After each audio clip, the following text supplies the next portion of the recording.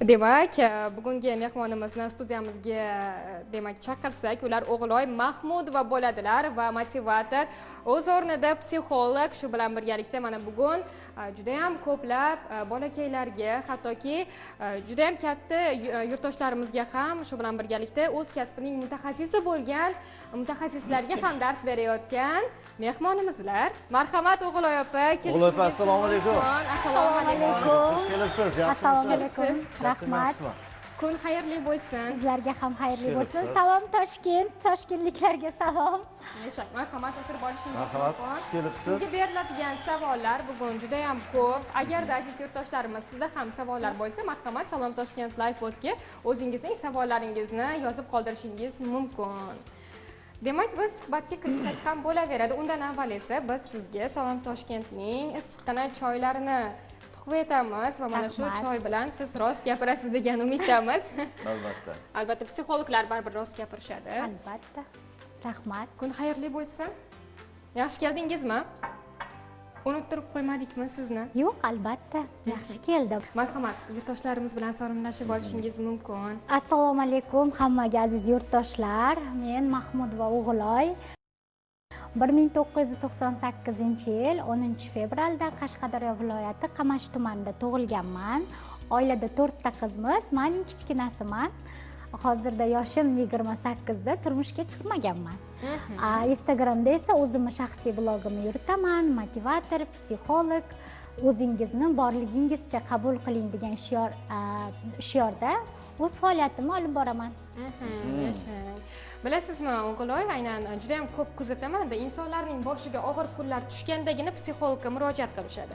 Aslida esa biz o'zligimizni anglashimiz uchun, ya'ni xatolarimizni to'g'rilashimiz uchun doimiy ravishda psixolog nazoratida bo'lishimiz kerak. Bu qanchalik to'g'ri? Albatta, juda ham to'g'ri.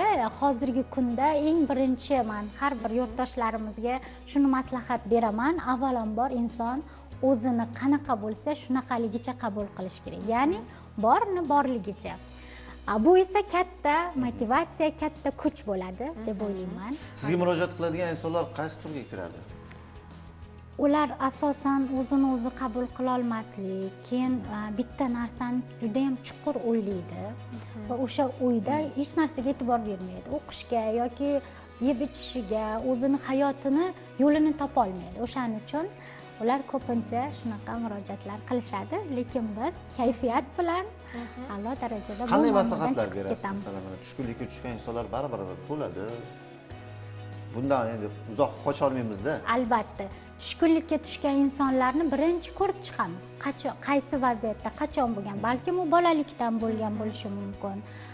Balkim ruhiy holatga tushib qolgan va o'sha holatdan chiqish yo'llarini bilmayapti. Biz o'sha yo'llarni ko'rib chiqamiz, birgalikda harakatlar, darslar davomida yengib o'tamiz. Mana Shahriyor, agarda siz ham e'tibor bergan bo'lsangiz, ijtimoiy tarmoqlarda, ayniqsa Instagramda ko'pchilik blogerlar o'zini baxtliman deya aytishadi va shunday ko'rsatishadi. Aslida esa kadr ortida boshqacha jarayon, boshqa voqeliklar bo'ladi-da baribir. O'ziga yarasha muammolar, o'ziga yarasha. Albatta. Bilasizmi, ba'zi insonlar mana shunday insonlarga qarab, nega men baxtli emasman deya tushkunlikka ham tushishadi. Nega men aynan ular erishgan narsalarga erisha olmayapman degan savollar tug'iladi-da ularda. Biz o'zi baxtni izlashda nimalarda xato qilyapmiz? Orzular hamma nega menda bunaqa, nega men bunaqaman deb yashab hayotimizda shu joyda qolib ketsak, hech qachon baland cho'qqiga erishmaymiz. Men har doim aytaman, hamma orzu qiladi. Orzular nimaga orzuligicha qoladi? Chunki harakati yo'qligi uchun. Harakat qilgan odam albatta orzulariga erishadi. Men masalan bitta narsani orzu qildimmi, u uchun harakat qilaman, niyat qilaman, izlanaman, o'qiyman. Har taraflama shakllanaman va keyin orzularimga yetaman. Lekin ko'pchilikda orzularim bor, armonga aylangan deyishadi, chunki ular harakat qilmagan. Siz qanday orzu bor edi? Amalga oshirgan? Meni orzularim juda ham ko'p. Hali ularni aytmayman, lekin amalga oshganlari otajonimni umra safariga jo'natdim. Eng katta orzuyim o'qishga kirish bo'lgan. Endi men bu holatimda qanday o'qishga kiraman yoki uyda o'tirib shunchaki yashasam ham bo'ladi. Lekin men shunchalik harakat qilganman va mana sizni yoningizda shu darajaga keldim. Allohga shukr, harakatdan to'xtamadim. O'qishga kirishim ham juda ham qiyin bo'lgan. Har yil yiqilganman, 4-yil o'qishga kirganman. o'shanda ham hamma bo'ldi o'qima nima qilasan shu lekin qolaver degan joylari bo'lgan. lekin bilasizmi, shunga qaramasdan hozirda sizning juda ham ko'plab mijozlaringiz mavjud, shundaymi? Hattoki mana bolalar bilan ham shug'ullanasiz. Bu ham eng katta baxt va bu ham bir orzularingizning amalga oshgani. Bolaligimda hamma savol bergan, masalan, hamma maktabda savol berishadi-ku, kelajakda kim bo'lasan? O'sha payt o'ylanib qolardim, men kim bo'laman? Prosta maktabni bitirganimdan keyin qolib ketamanmi, nima bo'laman? Lekin odamning yuragini ichida baribir men insonlarga yaxshilik qiladigan bir kasbni egallayman. Hozir mana Xudoga shukr, o'sha niyatimga erishdim. Insonlarga tabassum ulashaman, yaxshilik qilaman. Ular bilan birgalikda ishlayman, ishimni yaxshi ko'raman. Mana endi o'g'il opa, ko'pchilik beradigan savol, bo'yingiz necha santimetr? Bo'yim 1.15 santimetr. Juda ham 1 metr 15 santimetr. Shunaqa.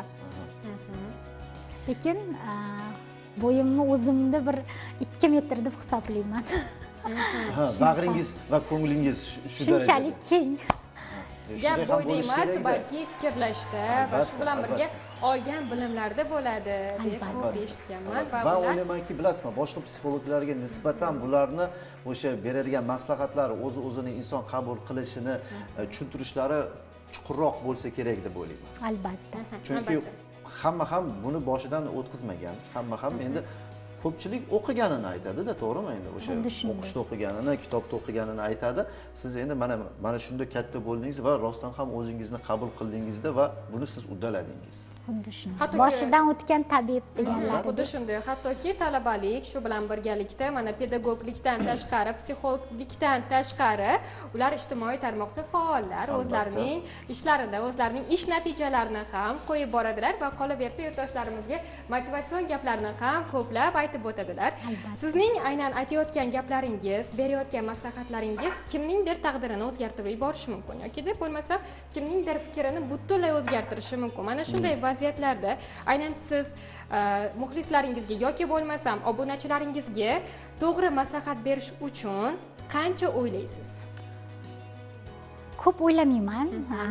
Chunki o'zi bilimingiz bo'lgandan keyin birdan javob berishga harakat qilaman. Lekin ko'p Instagramda o'zimni qo'yganimda ko'p negativlar, bir nimalar yozishadi. E'tibor bermayman. Hamma hayratda qolishadi. Shuncha yozishganlarni nahotki kommentariyani o'qib qo'ymaysiz yoki o'chirib qo'ymaysizmi? Sizga qattiq og'ir botmaydimi deb. Yo'q, e'tibor bermayman.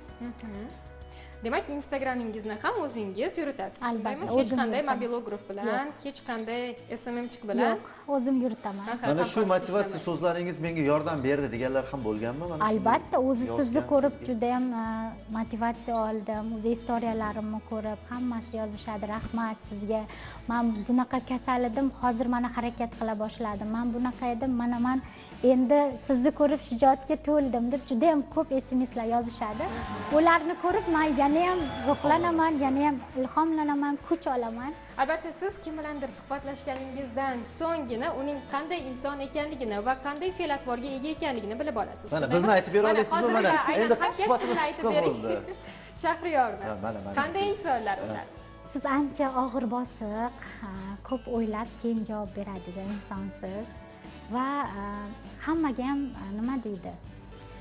Qalbingizni sirasi ochiqlab o'zingizga yaqin olmaysiz. Birinchi tanishasiz, ko'rasiz, keyin u bilan bemalol suhbatlashib, fikrlaringizni ayta olasiz. To'g'ri aytdilar, to'g'ri aytdilar, to'g'ri aytdilar. Uylanganlarmi yoki uylanmaganlarmi? Ana. Qo'lga qaramang, uzuk taqishni yomon ko'raman o'zi aslida. Xo'p, uylanmaganlar. Uylanmaganlar. Uylangansiz. Topdingiz lekin ofarin. To'g'ri aytdingiz. Yoki siz ham ikkilandingizmi? Reklama bo'ldi xalqqa. Bo'ydoqman hali. Yaxshi, Shahriyorga qiz topishimiz kerak. Xudo xohlasa topamiz, to'yingizga chaqirasiz, ko'ramiz. Albatta. Mana bugungi kunda aksariyat, demak, sizning mijozlaringiz ayollardan tashkil topgan. Shundaymi? Erkaklar ham kech kelib turadimi yoningizga? Albatta, o'g'il bolalar ham bor orasida. Ular ko'pincha yozishadi. Ular o'zi kelishiga shu tortinishadi. Ko'proq onlayn yoki shu yozib, ularga o'zim maslahatlarimni yozib yoki onlayn videoda ko'rib gaplashamiz. Chunki juda ham ko'plab erkaklar aynan ichki dunyosini kimgadir ochishga harakat qilishmaydi ham. Shuning uchun ular o'zini o'zi qiynab yuraveradi va tez qarib ketishadi. Shunday. Sochim oqarganiga aytyapsizlarmi? Yo'q, bilasizmi, ayollar bir-biriga masalan dugonalar bilan o'tirishganida hasratlari ichidagi dardlarni aytadi. Dardlarni aytishadi, shu bilan to'kiladi bularning barchasi. Shundaymi? O'g'il bolalarda asosan bu narsa kam bo'ladi. Yoki bo'lmasa yig'lash orqali. Albatta. O'zi bilan o'zi o'sha muammoni hal qilishga harakat qiladi. Lekin qila olmaydi baribir. Nima qilish kerak o'sha payt? Psixologga murojaat qilish. Albatta. Ana. Yoki ko'proq kitob o'qish kerak. Kitob. To'g'ri, bu gap. Ko'proq kitob o'qish kerak. O'zi ko'proq qanday masalalar bilan sizga yuzlanishadi? Eng ko'p uchraydigan mana. Oilaviy masalalarmi yoki Yo'q, eng ko'p uchraydigan shu o'zini o'zi qabul qilmaslik, hayotga qiziqishim yo'q, hech narsani xohlamayman. Demak, bu dolzarb mavzu ekan. Hech narsani xohlamayman, o'qishni ham, qayergadir borishni ham, shunaqalar asosan. Mana shu vaziyatdan olib chiqib keta olasizmi? Albatta. Keyin qanday fikr bo'ladi ulardan? Ularda o'zi hayotga bo'lgan qiziqishi, o'zini qiziqishi yoki o'sha fanga yoki nimagadir qiziqsa, o'sha yo'nalishga ketadi. Xudoga shukr. Ana. Qancha vaqt bunga talab etiladi? Bunga uzog'i 3-4 dars yoki yana ko'ramizda, holatiga qarab ishlanadi. Emas ekan, tezda bo'lar ekan. Demak, qadrdonlarimiz, agarda siz o'zingiz yo'qotib, hayotga bo'lgan qiziqishingizni yo'qotgan bo'lsangiz, nega o'qishga borib, o'qishdan kelayotganingizni, nega ishga borib, ishdan kelayotganingizni, nega ovqat tayyorlab, uni yemayotganingizni bilmayotgan bo'lsangiz, sizga aniq mutaxassisning yordami kerak. Albatta. Eng muhimi esa barchasiga shukr qilish kerak. To'g'rimi? Ishingiz borligiga, ko'zingiz ko'rayotganiga, yurayotganingizga, hammasiga odam shukr qilish kerak. Borini borligicha qabul qilib, mazza qilib, hayotdan bizda nima qoladi? Yaxshilik va tabassum qoladi, bo'ldi. Psixologlarni men juda emotsional, juda o'zini o'zi chuqur his etadigan, o'sha qalbining tubigacha kirib, bitta dardni shu 100 martalab boshidan kechirib o'tadigan odam deb bilganman-da men. Shu rostmi yoki unaqa emasmi? Bo'ladi, albatta, ko'pchilikda bo'ladi. Menda ham bo'lgan. Menda ham siqilib, uyda qolib ketgan, maktabni bitirganimdan keyin ancha uyda qolib ketganman. Bekorga boshidan o'tgan tabiiy deyishmaydi. Aynan siz ham mana shunday voqealarni xuddi shu etapdan o'tganman. Hech narsa xohlamagan, miyam o'zi hech narsani qabul qilishni, o'ylashni xohlamagan, lekin keyin uyda o'tirib, kitoblar o'qib, ilm izlanib va asosan nima deydi, inson shunda o'zimga o'xshagan insonlarni ko'rganimdan keyin, haqiqiy ko'zim bilan yoki mendan ham qiyin holatdagilarni ko'rganimdan keyin shunda dunyo qarashim o'zgargan. Allohga shukr aytganman. Keyin juda ham ko'p sohalarda o'qib chiqdim. Tikuvchilikmi, oshpazlikmi, hamma sohalarda o'qib, hunar o'rgandim. O'sha 3 yil davomida o'qishga kira olmasam ham hunar o'rganishdan to'xtamadim. Orada bolalarga dars berdim, bog'chada ishladim. Keyin bog'chada bolalarga dars berardim. Bolakaylarga dars berganlar. Qo'ldingizmi? Keyin bog'chadan bo'shadim. O'zingiz kutgan natijalarga ham erishganmisiz mana shu dars davomida? Albatta, bog'chada hamma bolachalarim o'zi ravon nutqga erishib, harflarni tanib, maktabga tayyor bo'lib borishgan. Hozirgacha ular bog'chapa deb o'zi 3-sinf, 4-sinf bo'lib ketishgan, eslab yurishadi. Ota-onalari. Mana hozir o'z rejalarini amalga oshira olmayotgan yurtdoshlarimizga qanday motivatsion gaplarni aytgan bo'lardingiz? O'z rejalaringizni amalga oshirish uchun avvalambor harakatdan to'xtab qolmang. Hozir yashayapmiz, hozir nafas olyapmiz. Hech qachon bilim olishdan, harakatdan to'xtab qolmang. Yashang. Eng birinchisi o'zingizni borligingizcha qabul qiling. Allohga shukr ayting. Tabassum qilib, har bitta tabassum sizni yo'lingizni ochadi va chiroyli muomalangiz bilan, mamnaqa kayfiyatsiz yurganingiz bilan hech narsa o'zgarmaydi. Har doim kayfiyatda yurib, assalomu alaykum deb chiroyli yursangiz, shunda Alloh yo'llaringizni ochadi va orzularingizga yana ham harakatda bo'lib erishasiz. Hamisha sizning kayfiyatingiz ham bahor kabi yorqin bo'lishiga tilakdoshmiz. Ishlaringizga rivoj tilaymiz. Kelganingiz uchun tashakkur. Sog' bo'ling, salomat bo'ling. Keyingi dasturlarda sizni yana taklif etamiz. Xudo xohlasa, rahmat katta. Bizda esa qadrdonlarimiz hozir bitta lavha, undan keyin tezda qaytamiz. Sardor bilan.